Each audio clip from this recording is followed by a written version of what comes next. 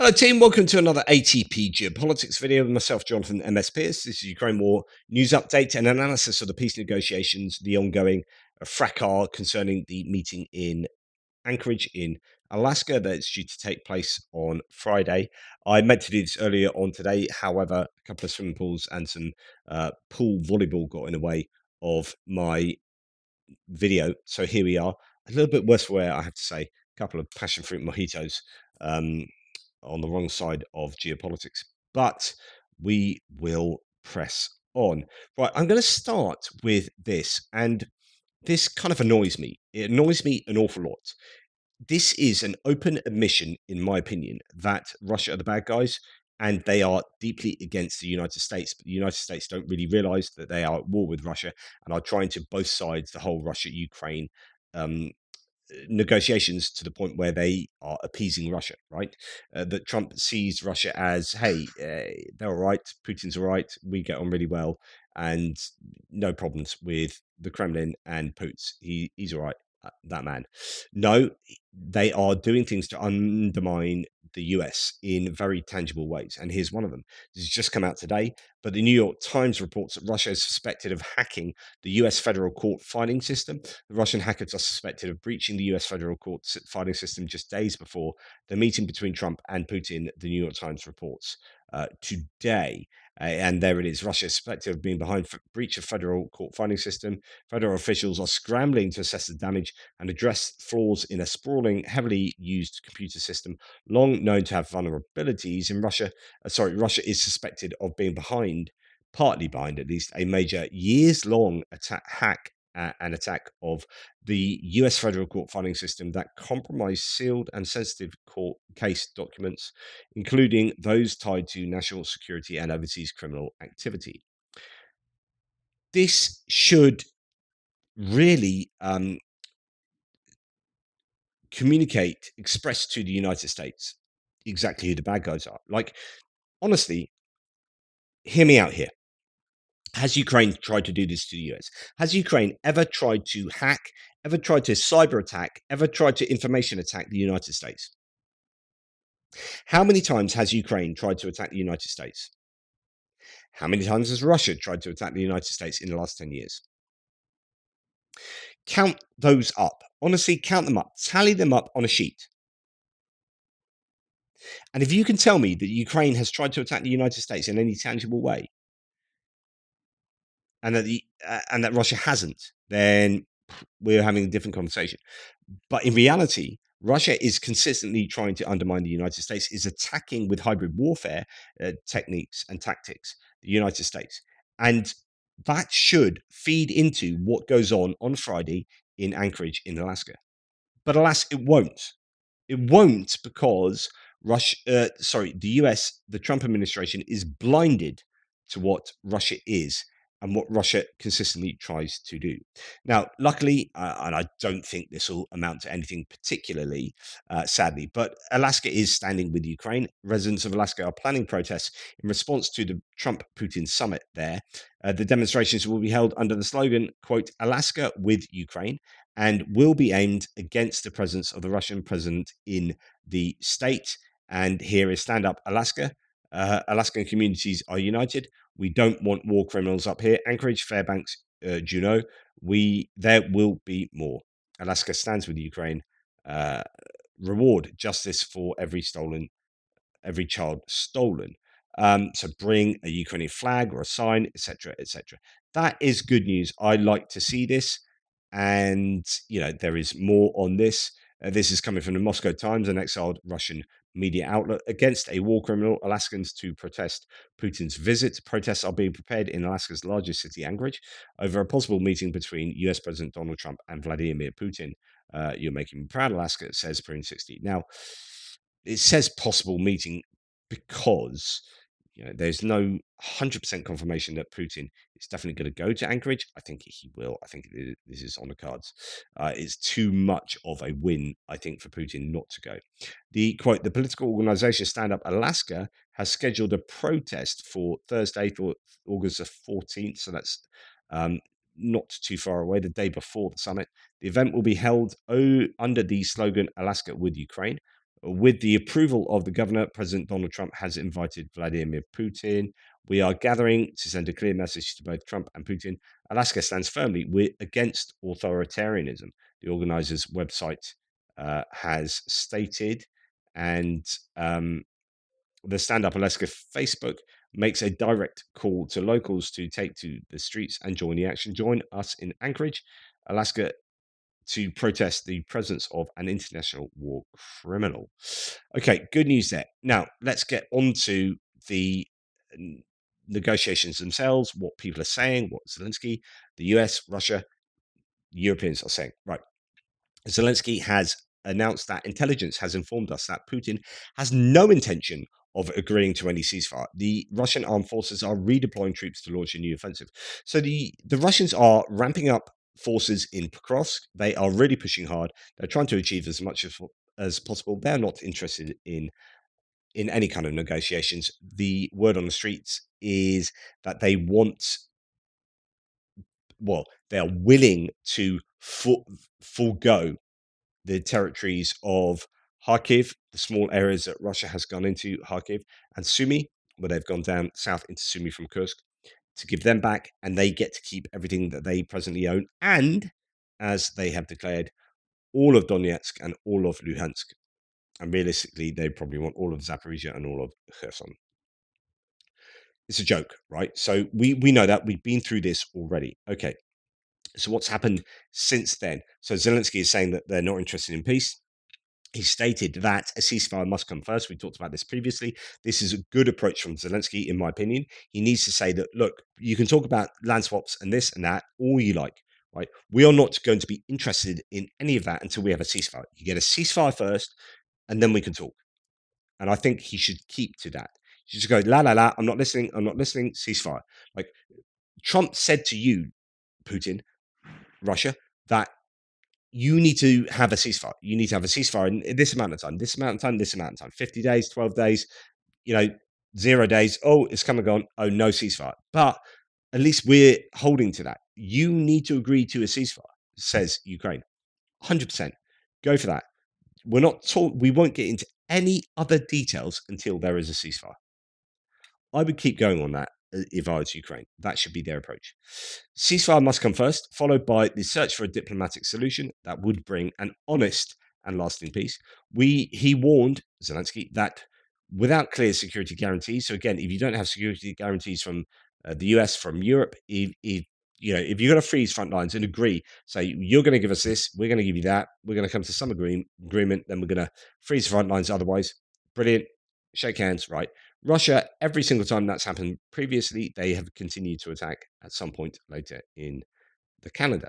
So, all form would tell us that Russia will continue to attack after a ceasefire has been agreed. The only thing that would stop Russia attacking is a security guarantee from Western nations. That absolutely has to happen. It has to be ceasefire, negotiations, security guarantees, agreement. So he warned that without clear security guarantees, any other agreements would simply give Russia a chance to regroup and rebuild its forces. 100%. All right, Viktor Orban has come out as a European, as a member of the EU, as a Hungarian dictator wannabe. He's trying to distract from his own domestic issues. So there's new footage released of his own zoo and mansion that are being built. Someone who is building that is literally a workman on the project, has come out and released some footage on his own mobile phone and whatnot, said he was sick of it. Like, the grifting and the corruption within the Hungarian regime is staggering, right? So to distract away from that, Viktor Orban is all announcing X, Y, and Z. He's explained why he's blocked a EU statement, we'll come on to that in a second, supporting Ukraine's territorial rights, and called for the EU to meet Putin themselves. So Viktor Orban says himself, just 4 days ahead of the historic summit between President Trump and President Putin, the European Council sought to issue a statement in the name of all EU heads of state and government. Before the liberal mainstream chorus begins its newest rendition of their favourite Putin's puppet tune, I decided to share why I could not support the statement on behalf of Hungary. One, the statement attempts to set conditions for a meeting to which leaders of the EU were not invited. Two, the fact that the EU was left on the sidelines is sad enough as it is, and he's right there, actually. The only thing that could make things worse is if we started providing instructions from the bench. Three, the only sensible action for EU leaders is to initiate an EU-Russia summit based on the example of the US-Russia meeting. Let's give peace a chance.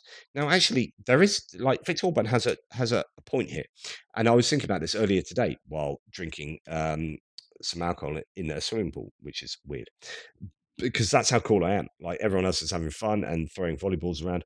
I am thinking about US, Russia, Europe, Ukraine geopolitics. So the EU needs to take the reins somehow. At the moment, the initiative is in the hands of Trump. Trump is dictating what goes on here, and he has put himself at the center of the negotiations. The problem is, here's the issue. Like, Putin wants Trump to be at the center of the negotiations, and he wants Putin to be at the center. He wants Trump to be at the center of negotiations because he can manipulate Trump. He cannot manipulate Europe, apart from, say, Orban and Fico. So generally, Europe is not a big fan of Trump and of the Kremlin. Of Putin, of Freudian slip, Putin, the Kremlin, and Russia. So Europe not being a fan of Russia means that Russia isn't going to want to go and start negotiations with Europe. And here's the problem. Like, on the one hand, like, even Viktor Orban here is saying Europe should be at the center of negotiations. And that's absolutely true. But Putin would not agree to go into negotiations with Europe because it'd be too difficult for him.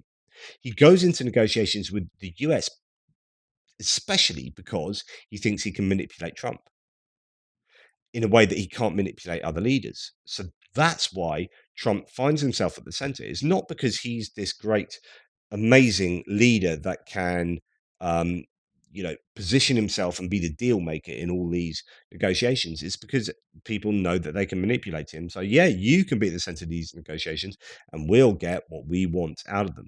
And then when you're not even inviting Zelensky, you're not inviting Ukraine, then it's absolutely ridiculous. We have this situation whereby Ukraine is not invited, that you are negotiating about Ukraine without Ukraine, that Russia is there and the US is there, and precisely because Russia feel they can manipulate the US. Now, 26 European leaders, so not 27, 26 European leaders reaffirm Ukraine's right to self-determination, with Hungary dissenting. As Trump prepares to meet Putin, concerns rise over potential pressures on Ukraine to make territorial concessions, says Euromaidan Press. So there's been a kind of statement from Europe, to which Zelensky said, "I'm grateful for the leaders of Europe for their clear support for our independence, territorial integrity, and for the very active approach to diplomacy that can help end this war with a dignified peace." So, good stuff from Europe, good stuff from Zelensky. Viktor Orban is dissenting, but actually there is a sense in which Viktor Orban has a little bit of a point there. But it's a no-win situation for Europe, because literally Russia would refuse to go into negotiations with Europe because they are too much on the side of what is morally right, essentially. Now, Zelensky says the meeting between Trump and Putin will matter only for US-Russia bilateral relations. Here is the rub. Like, Zelensky's nailed it here. This is such an important quote from Zelensky. I'll start again. The meeting between Trump and Putin will matter only for US-Russia bilateral relations. It won't matter for Ukraine because it doesn't involve Ukraine. It's just these two nations getting together, talking about Ukraine, but it's just having a jolly together. But no decisions, he continues, on Ukraine will be made without Ukraine's participation. I like that. That is strong rhetoric from Zelensky. Now, I have to absolutely say, my opinion on Trump. I despise the man. I despise him because he is politically naive. He's geopolitically ignorant. He doesn't know what he needs to know. He is morally vacuous. All of those things you already know. Now, he was starting to come around to Ukraine.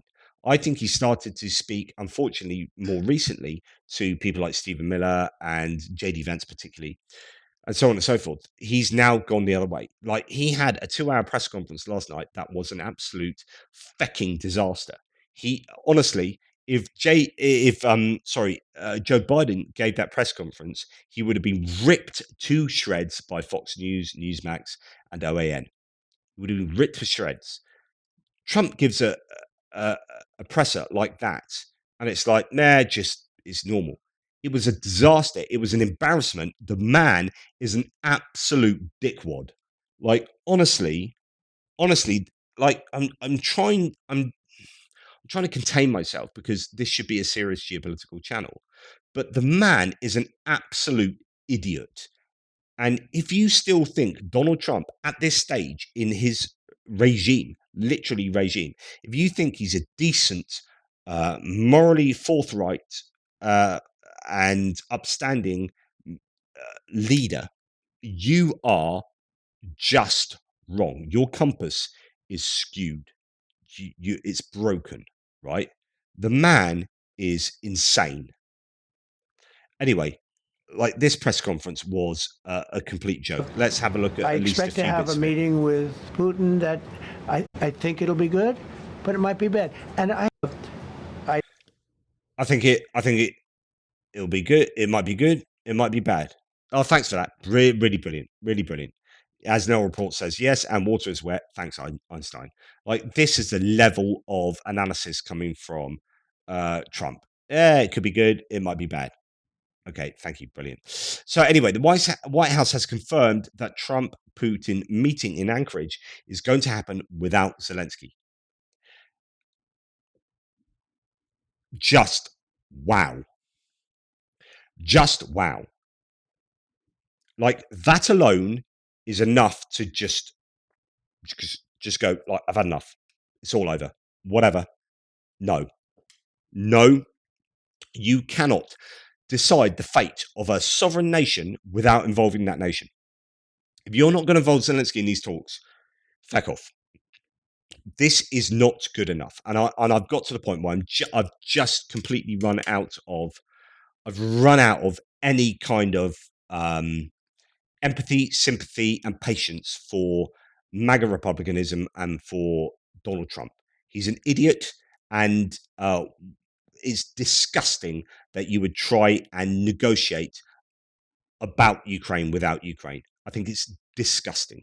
Anyway, the largest city in Alaska will host a bilateral summit between Trump and Putin, while the White House acknowledged that only one side participating in this war will be present.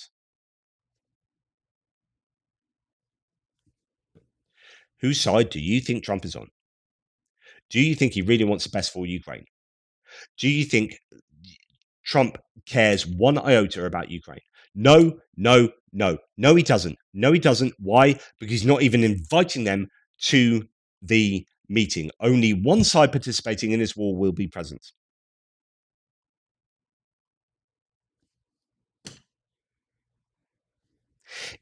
If you still think he's the right man for Ukraine at the head of the American government, and I'm going to be pretty brutal here, like, because some of you out there are still watching me that probably think Trump's the right man. You are an idiot. You are an idiot. I can't be any more polite, any politer about this. It's just, you are an idiot if you think that man cares one iota for Ukraine. He doesn't. He does not. And he's telling you this. So let's go through how he doesn't care. So, Kyiv Independent says, over the weekend of the August 9th to 10th, Trump appeared to make an alarming U-turn on his position. So this is a U-turn after a U-turn after a U-turn after a U-turn. He calling for a ceasefire while suggesting that the territory could be swapped between Ukraine and Russia in a final agreement. In the hours after Trump's initial comments about land swapping, President Zelensky responded quickly and firmly, rejecting any plan that might involve handing over new territory to Russian occupation or recognizing occupied territory as Russian, citing Ukraine's constitution. But the problem is that Trump has now denigrated the constitutional argument. He said that doesn't matter. So I think in that case, the American Constitution doesn't matter. But actually, judging by Trump's actions over the last 6 to 7 months, the American Constitution does not matter at all. Politico report. While Trump has repeatedly grumbled about Putin's duplicitous statements, the administration now believes that Russian president has sent signs that things are different. Oh, so now things are okay, right? So you've had what? Georgia, Chechnya, Moldova, Ukraine, Crimea, 2014, Ukraine, 2022. But now things are different. Oh, now we believe Putin. Now, I think he might be onto something, Putin. I think now's the time to trust him. But all those other times where he's annexed areas of countries and taken control over parts of sovereign nations, yeah, okay, a little bit dodgy, but now he's all right. Now he's fine. Jesus wept. Trust Trump's instincts. White House sets modest expectations ahead of the Putin summit. Even as the president has repeatedly groused about Putin's BS and double talk, which he has, and he was right, the administration believes Putin has given signs that demonstrate this time is different. Oh, okay, it's all okay this time. Let's go for it. Okay, Putin, come on in, you mass murdering bastard. Come on in, you good lad. I mean, war criminal, genocidal, megalomaniacal dictator, insane mentalist. Good lad, come in. It's all right. As Yellowpike, one of my followers on Blue Sky, says, Trump's 2-hour-long presser, the one I've been referencing earlier today, gave us all that is needed to prove that he is completely detached from reality and is even more delusional than we thought. He isn't even able to convey where the meeting is going to take place. I mean, what could possibly go wrong? It was insane. Let's just have a look at a couple of bits of it. So, the reporter says to Trump, is Zelensky not invited on Friday? Trump says he's not a part of it. I would say he could go, but he's gone to a lot of meetings. He's been there for 3.5 years. Nothing happened. Like, the level of insanity and stupidity here is beyond comprehension. Putin wasn't at any of those meetings. Zelensky was he's been very forward. He's been doing everything that the US has demanded of him. Putin hasn't. But it's Zelensky's fault, right? It's Zelensky's fault for having his country invaded. He's been there for of course he's been there for 3.5 years. Of course he's been there. Fighting for his own nation. What's Putin done? Where are your demands of Putin? Where are your demands of the aggressor? Trump is disgusting. He's disgusting. So let's listen to him again, being an absolute dimwit. Have a meeting set up between they need, but I want to have a meeting set up between the two leaders. I was a little bothered by the fact that Zelensky was saying, well, I have to get constitutional approval. I mean, he's got approval to go into war and kill everybody, but he needs approval to do a land swap because there'll be some land swapping. What? Trump is saying, hang on, he's got constitutional approval to go into war and kill people. No, he didn't go into war. He was defending his country, and those soldiers were defending their nation, their families, their cities, their towns, their jobs, their culture, their language, their sovereignty. That's what they were defending. You don't need a constitution to do that. If you want to give away your nation to an invading country, you might need constitutional approval. How dare you? How dare you say that? How does he need? What do you mean he needs constitutional approval to give away his country when he didn't need constitutional approval to go and kill Russians? The Russians were invading. You are a terrible human being. I ask any one of you watching this video, who thinks that this gargantuan dimwit is right, that you think he has an argument here, come and argue with me. Come and argue with me. If you think Trump has a point here, you are so detached from moral rationality that I can't help you. This is terrible, terrible, terrible leadership.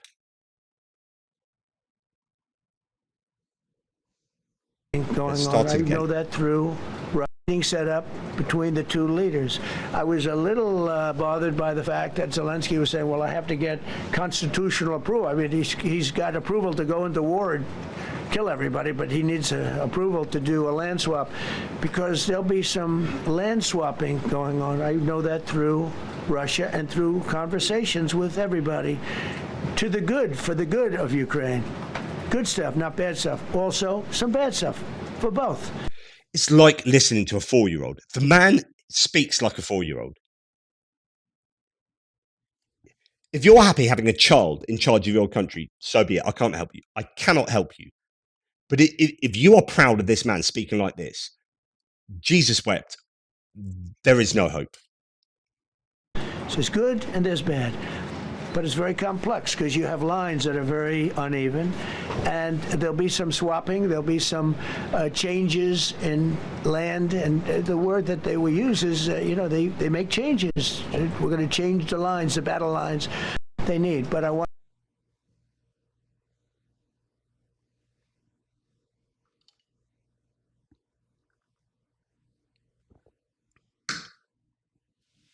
It's a really poor version of Prosecco, that. I think I need to drink the whole of that glass in one before I listen to any more of this complete muppet.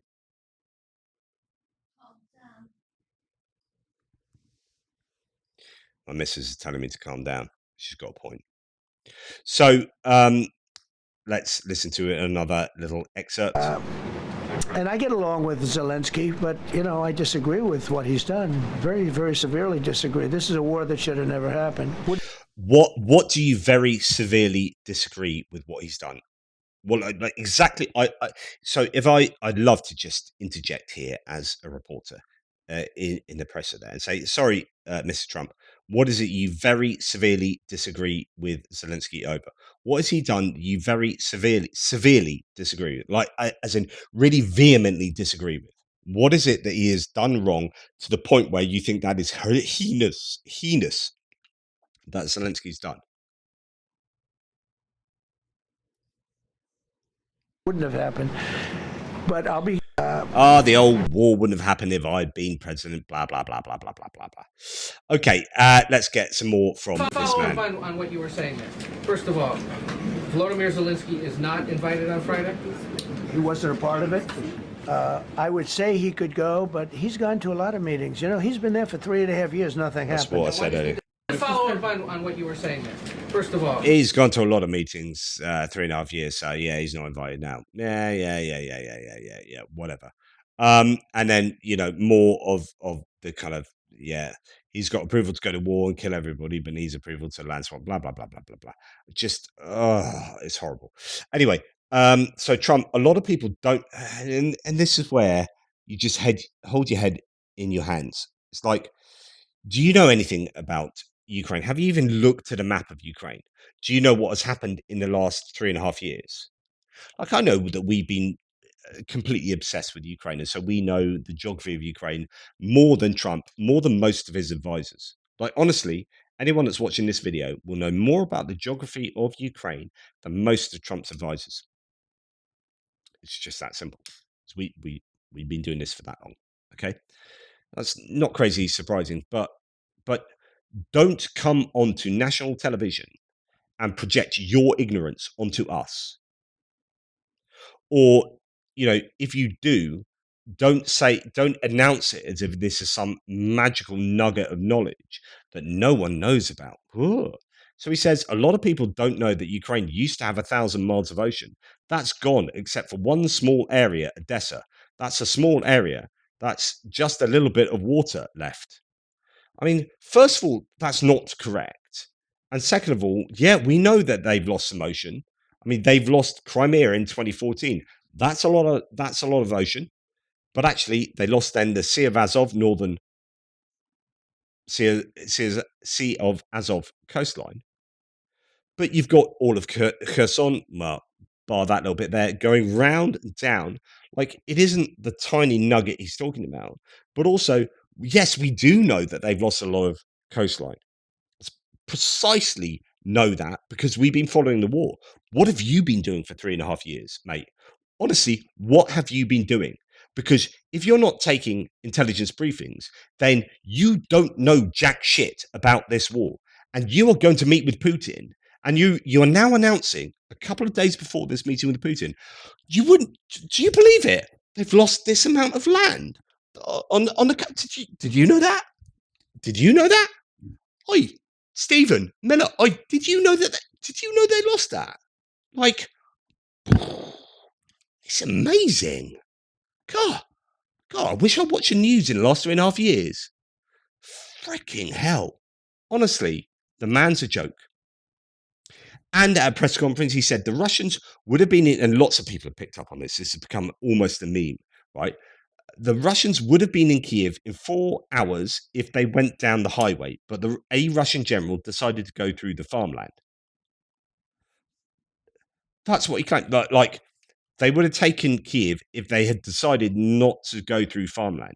Like, he knows nothing about Hostomel. He knows nothing about the Hostomel airport. He knows nothing about the 60-kilometer, 40-mile convoy that was stuck on the highway that we famously know about because they bombed the front and bombed the back. Just honestly, the guy is just an ignoramus of the highest order. Now, people are laughing at him. People laugh at Trump, right? Who know. But the problem is the people who don't know are looking like, oh, yeah, really, that's amazing. That's amazing, Donald. Really. Trump, I get along with, so a bit of a next synopsis of this joke of a presser. I get along with Zelensky, but, I disagree with what he's done. Very, very severely disagree. Here are the main points from what Donald Trump said today, says Nexter.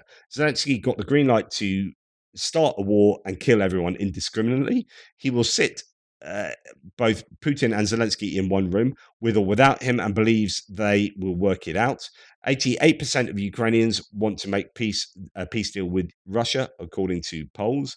Russians would be in Kiev within 4 hours if they took the highway, but a Russian general decided to go through farmland. Trump said that, knowing Vladimir, his general, is probably no longer alive. What? He could walk away, say good luck, and that would be the end of it. He thinks his meeting with Putin will be good, but it could also be bad.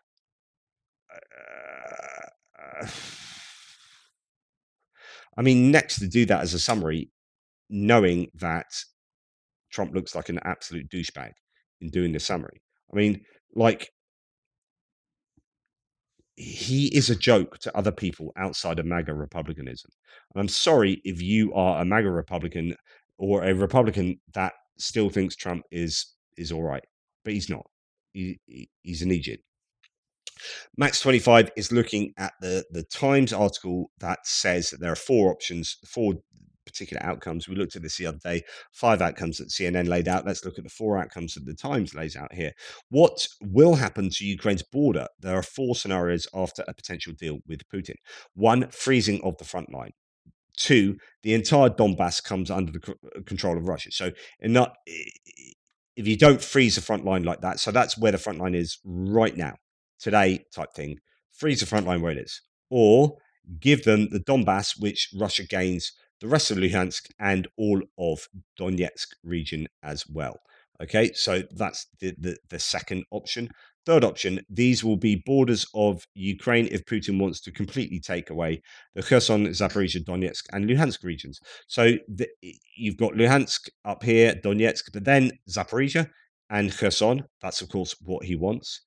And then we have the fourth option, an exchange of territories, an unlikely option. Then Putin will receive the entire Donbass and Ukraine will return the entire Kherson region. So, Ukraine could get back Kherson, maybe give away Zaporizhia in exchange for Kherson and the Donbass as well. So those are some of the options that the Times newspaper has looked at. But there you go.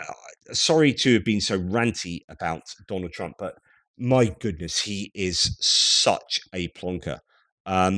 Just incredible. Anyway, thank you for watching. Sorry I was a bit ranty. I've had a couple of mojitos, and that has probably set me off. You guys take care, and I'll speak to you tomorrow.